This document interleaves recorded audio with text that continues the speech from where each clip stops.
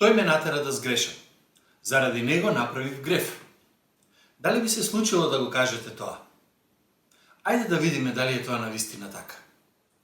Во Јаков во прва глава 13 до 18 стих пишува вака: Никој, кога е во искушение да направи нешто грешно, нека не вели Бог ме искушува со греф. Ниту Бог себе си се проверува со греф, ниту пак вас ве проверува со греф. Секој паѓа во искушение тогаш, кога ќе го намамат и ќе го фатат во стапица неговите собствени, необуздани страсти. Кога необузданата страст ќе се зачне, таа раѓа греф, а растењето на гревот доведува до смрт. Мили мои, не дозволувајте да бидете измамени. Секој добар и совршен дар доаѓа од небото, од Бог, од оној што ги создал небесните светила. Но за разлика од нив, тој никогаш не се менува. Кај него нема сенка која би била резултат на поместување. Тој сакаше ние да бидеме првина меѓу сите негови созданија. И затоа ни ја испрати вистинската порака, за да ни даде ново раѓање. Сите сме искушувани. Тоа ни е заедничко на сите. Не е важно дали си верник или не си. Еден стар писател вели дека крштевањето не го дави нашето тело. Како ќе се справиме со искушението, ќе биде знакот дали имаме спасоносна вера или пак не. И нормално е тој кој не верува во Бог да не ја прифаќа вината за својата грешност. Гледајте ги овие современи настани сега во САД со Џорџ Флојд. Јас навистина не се согласувам со прекумерна употреба на сила. Но колкумина кажаа дека тој истиот држал пиштол на челото на црна девојка, додека неговите другари плячкале. И наративата, што ја слушаме постојано е: не е тој крив, околностите, други некои причини има, но тој самиот не носи никаква вина за ништо. Кога неверник е искушуван да сгреши, вели дека тоа го научил од семејството, оти нема колку тој до него, оти обесправен врз основа на национална, расна, економска, јазична, родова или каква сакате основа. Се прашувам кога последен пат сте слушнале некој да каже: да завршев школа ќе беше поинаку. Или да не ја направив таа грешка тогаш во животот ќе беше многу поинаку. Во овој текст Јаков вели дека како ќе одговориш на искушението и кого ќе го обвиниш за него, ќе покаже каква е твојата вера. Вистинска или не? Ако ја читате целата прва глава, ќе забележите од 12 во 13 стих дека има како некој скок.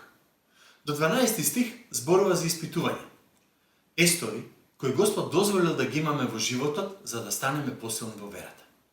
И тој вели дека оној кој ќе ги издржи е благословен. Тие и таквите искушенија и испитувања се надворешни. Ја тестираат верата и произведуваат духовен растеж. Но тие исто така можат да станат и искушенија и наместо да произведат духовен растеж, можат да не наведат да сгрешиме. Секоја тешкотија во животот или ќе ме засили, оти сум му послушен на Бог, или ќе ме натера да се сомневам во него и да се обидам без него да го решам проблемот и да најдам решение. И тогаш се отварам кон можноста да направам греф. Разликата значи е нашиот одговор на испитувањата. Ако одговориме на тестот и испитувањата со послушност, ќе растеме. Ако одговориме со непослушност, испитувањето станува искушение и може да завршиме во греф. Секој тест може да стане искушение во зависност од нашиот одговор. Затоа Јаков се врти од испитувањата кон искушенијата. И еве го прашањето на кое Јаков сака да одговори. Ако сгрешам, кој е виновен? Бог кој ме испитува или дозволил да се најдам во испитување и тешкоти, или пак се виновни моите околности? Ајде малку понатаму, дали е виновен Бог кој ме направил ваков каков што сум? И ова прашање кого да го окривиме за искушението се влече од создавањето на светот. Завртете во Битие во 3 глава. Кога Бог му вели на Адам да не јадеше од она дрво од кое ти забранив да јадеш, Адам вели: жената која ти ми ја даде, таа ми даде плод од дрвото и јас јадев. Па сега кој е виновен? Адам вели: па ти Боже. Бог се обраќа сега кон жената, вика: што направи? Одговорот нејзин е: змијата ми измами и јас јадев. И јас како и маж ми сме жртви на твоето создание. И од тогаш цело време го слушам истиот аргумент.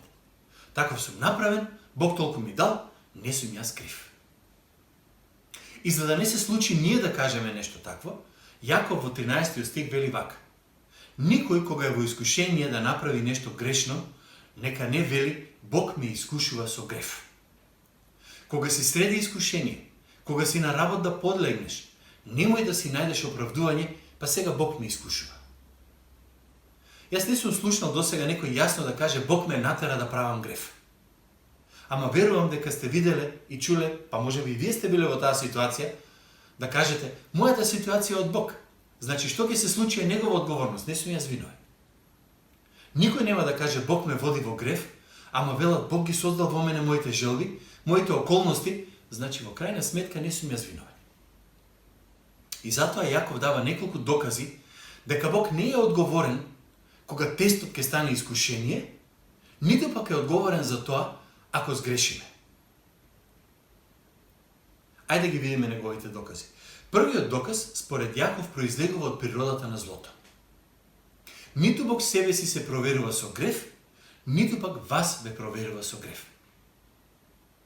Во еден коментар читав вели дека Јаков во оригиналот буквално вели Бог нема искуство во правење зло, ниту пак некого го наведува на зло. Ова е сосема поинакво учење од тоа во времето кога Јаков пишува. Бидејќи ако малку сте читале грчка митологија, знаете дека нивните богови ги мамат луѓето, ги искушуваат да сгрешат, сакаат да ги злоупотребат, луѓето се обидуваат да ги измамат боговите, секој на некој го прави лошо. И тоа е логично во крајна сметка, бидејќи лажните богови се алатки на сатаната и демоните и во нив нема ништо добро. Бог не е засегнат од злото. Неговата светост не може да се подрие со ништо. Еве да ви спомнам два примери. Во Матеј, во 4 глава, може да прочитате дека Светиот Дух го одведе Исус во пустината да биде искушуван од ѓаволот. Аха, ќе каже некој, зарем не е тука Бог кој наведува на грев? Не. Ево да ви обяснам зашто. Да, Исус беше подложен на тест. И бидејќи го помина тестот, ниту едно испитување или тест, ако сакате, не беше вистинско искушение, бидејќи не доведува или не го натера тој да направи грев. Искушение по дефиниција е да го наведеш некого на грев. Ако не го наведеш на грев, си го испитувал. Ако ти имаш избор и не направиш грев, си бил испитуван. Ајде вториот пример ви од Матеј 6 глава. Таму е Господовата молитва. И во Матеј 6:13 пишува и не воведувај не во искушение.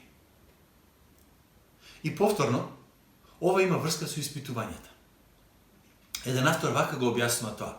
Тој вели, ова е викот на срцето на секој светија кој вели, о Боже, кога ти се молам, не ми дава испитувања поголеми од колку што можам да поднесам. Не ми дава испитувања кои ќе ме натераат да бидам искушуван да сгрешам. И Бог ќе одговори таа молитва. Бидејќи во 1 Коринќаните ни се вели дека не сме имали искушение поголемо од колку што можеме да носиме.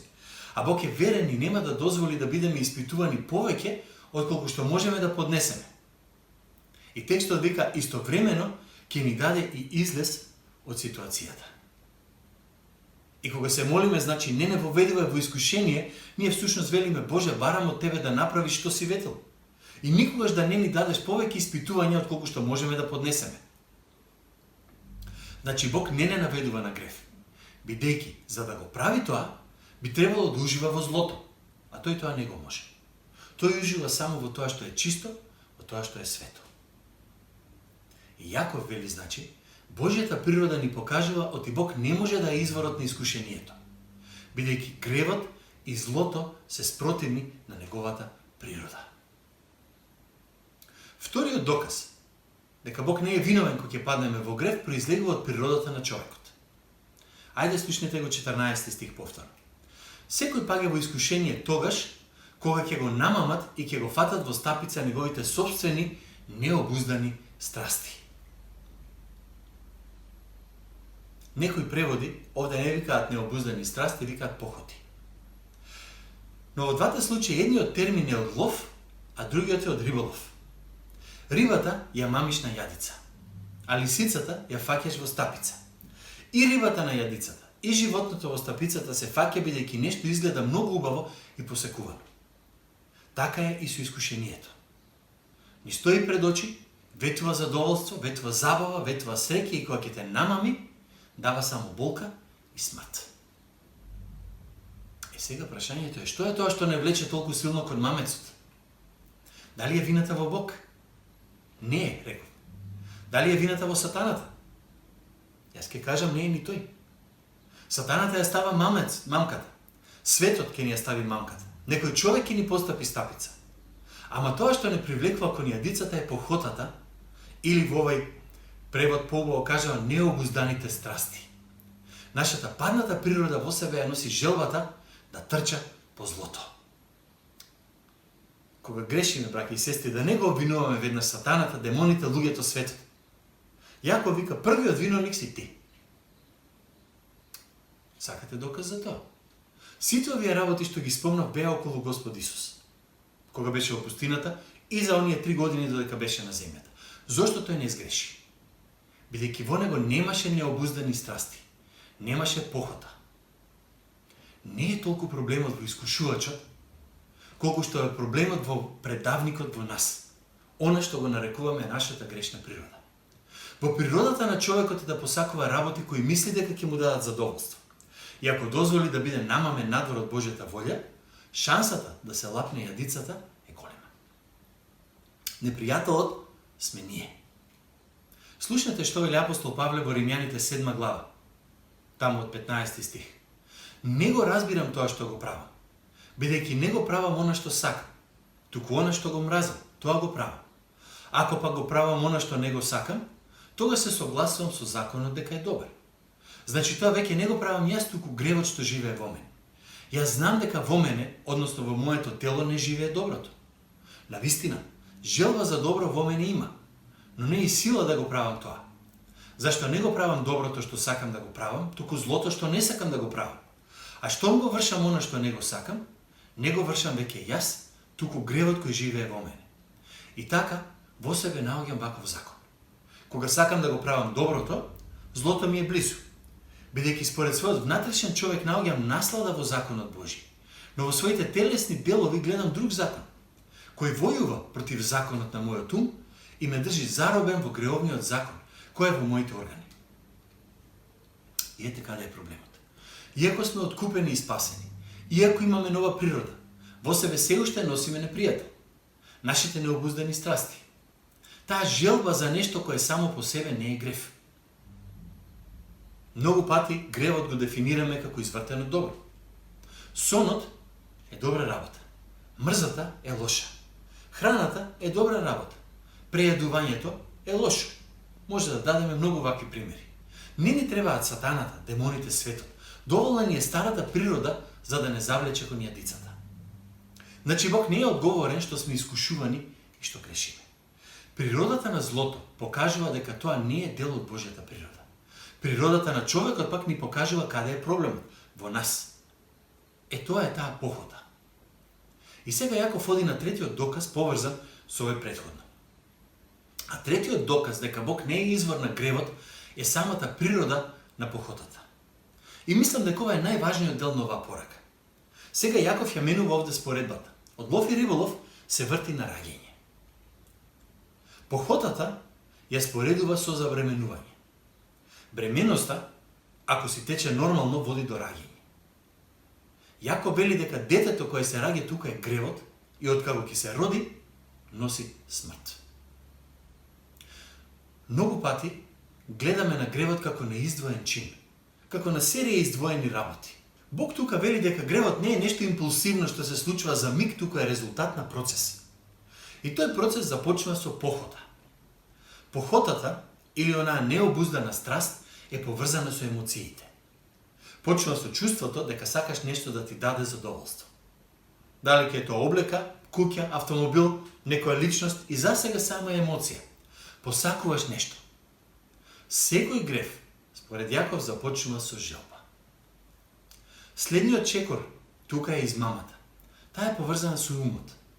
Желбата се јавува со емоциите и потоа го мами умот.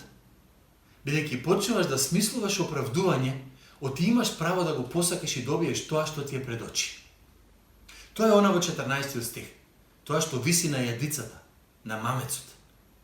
Тој го мами интелектот. И нашиот разум вели, имам право на тоа. тоа нешто кое го посакувам, што ми предизвикува вакви бурни емоции, ќе ме задоволи, ќе ми ја исполни потребата. И тогаш што се случува? Јаков вика таа поход ќе зачне. Добива форма. Сега почнува да се формира идејата како ќе го извршиш гревот. Повторно тоа се случува во волјата. Од емоциите до умот, до тоа леле какви чувства ми предизвикува, до умот, рационализација зошто сакам да го добијам, сега веќе почнуваме да размислуваме како да дојдеме до тоа. И текстот вели, штом походата зачне, почина да се создава дизајнот, како еден ембрион кога расте. Емоции, желба за нешто погрешно, умот ќе те увери дека човекот има право да го добие тоа што го посакува, гревот е зачнат. И четвртиот логичен чекор тогаш е непослушноста. Ќе се направи самиот тој чин. Гревот се родил. Ајде да бидеме практични. Кога во животот треба да се справиме со гревот? Дали ќе се справиме на нивото на однесување? Не. Треба да се справиме на самиот почеток, на нивото на желба. Секој оној кој може да го контролира емотивниот одговор или умствениот одговор, ќе може ефективно да се справи со гревот, или со едното или со другото. Ако стигне до волјата и ако нешто веќе се зачне, тоа ќе се роди. Секоја бременост, нормално води до раѓање. Ако емоциите бидат изложени на мамецот, почнуваат проблемите. Се во нашето општество сака да влие врз нашите емоции.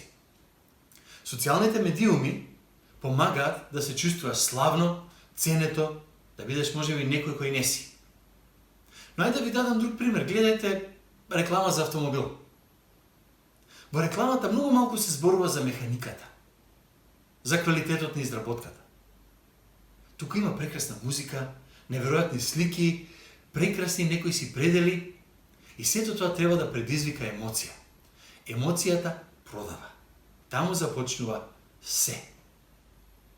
И начинот да се справиме со емоциите е да го имаме умот Христов. Тоа што Христос го нарекува обновен ум. Ум кој е заситен со Божјото Слово. И не е чудо што кога Исус го праша која е најголемата заповед, тој рече љуби го Господа со сето срце и сиот ум. Што имаш во умот? Ако емоциите ти ги контролира Божиот дух и твоите чувства ќе му бидат покорени, ќе го запреш гревот на самиот почеток. И да довршам тука со 15 стих, кога на гревот ќе му дојде време, ќе роди смрт. Браќи и сестри, со раѓањето на гревот се раѓа убиец. И следете го овој неверојатен редослед. Емоциите водат до решение, решението влие врз волјата, волјата решила да зачне, се раѓа детето, се родил убиец. Гревот е убиец. Платата за гревот е смрт. Духовна смрт што го одвојува човекот од Бог. Телесна смрт што ќе одвои душата од телото, па дури и вечна смрт ги одвојува душата и телото од вечноста да биде со Бог. Затоа Јаков вели, внимавајте, немојте да бидете измамени. Престанете да го обвинувате Бог. Погледнете во себе. Сватете дека непријателот е во вас, а тоа е вашата грешна, падната природа. Затоа, јас ќе кажам тука нешто, мене ми е многу тешко кога верник човек ќе каже овој мене ме соблазнува. Овој мене ме наведува на грев. Тоа значи дека таа личност не се согласува со Јаков, кој вели дека твојата природа во тебе е таа која те наведува на грев. И затоа гревот се сопира на стартот. Исполни го умот со Божите нешта, за да не ти се случи да зачнеш грев. Ако умот или мислите, или двете, уште подобро, ни се контролирани, нема зачнување, нема грев. Да се зачне дете треба двајца. Така и овде. Природата на злото, природата на човекот и природата на похотата го елиминираат тврдењето дека Бог кога и да било би не навел на грев, и тоа ни се докажува преку неговата природа. Тоа веќе го рековме, само да ја потсетам. И затоа верувам 17 стих е ударната поента на овој текст. Секој добар и совршен дар доаѓа од небото, од Бог, од оној што ги создал небесните светила. Се што доаѓа од Бог е добро и совршено. Божјата природа е таква што постојано произведува добро. И ако читате некои коментари за овој стих, повеќето ќе ви укажат на тоа дека таа изјава има две страни. Едната, дека Бог никогаш не може да произведе грев, а другата, дека Бог секогаш дава добро, уште подобро и најдобро. Па тоа треба да ни биде иницијативата да не се занесуваме по мамците. Наместо да мислиме, јас знам што е најдобро по мене, да кажеме, Боже, ти знаеш што е најдобро. Кога мамецот виси пред нас, да кажеме, Боже, јас знам дека имаш нешто подобро зад овој мамец. Колку е безумно да се голтне таа мамка, а со него ќе се голтне и јадицата. И ни се случува да го направиме тоа. Им се случи на Адам и Ева, они имаа се совршено околу себе и пак не беа задоволни. Ева послуша, Адам послуша, се роди смртта. Значи, кој е одговорен за тоа кога испитувањето те тера да сгрешиш, кога ти станува искушение? Ти. Кој е одговорен за гревот? Пак ти. И еве уште еден финален доказ само во неколку реченици. Последниот доказ за тоа што го кажав досега е стих 18, самата природа на нашето обновување. Стихот вели зашто тој не роди по својата волја преку словото на вистината, за да бидеме првина меѓу неговите созданија. Бог не може да ни искушува да сгрешиме. Бог не сака да грешиме, бидејќи кога тој не обновува, сака да не направи послични на него. Фактот дека сме обновени во Христос ја исклучува можноста тој да не наведе на грев. Тој ни дал нов живот.